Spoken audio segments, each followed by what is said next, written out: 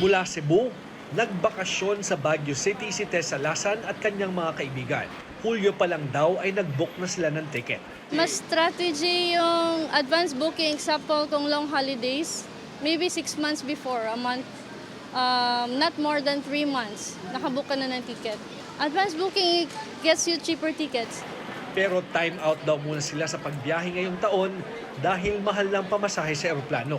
Sa katunayan, mas magmamahal pa ito sa susunod na buwan dahil itinaas ng Civil Aeronautics Board ang fuel surcharge para sa buwan ng Nobyembre mula level 6 pataas sa level 7.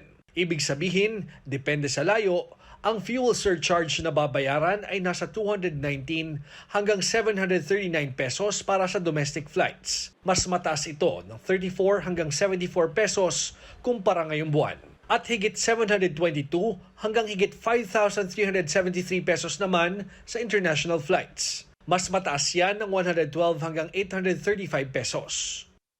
Ayon sa mga airline, kung sigurado na ang schedule ng biyahe sa mga susunod na buwan, mag-book na ng ticket hanggang katapusan ng Oktubre para hindi na abutin ang pagtaas ng fuel surcharge sa Nobyembre.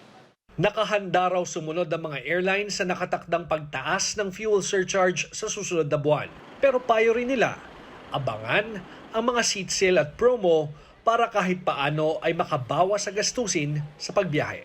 George Cahiles, CNN Philippines.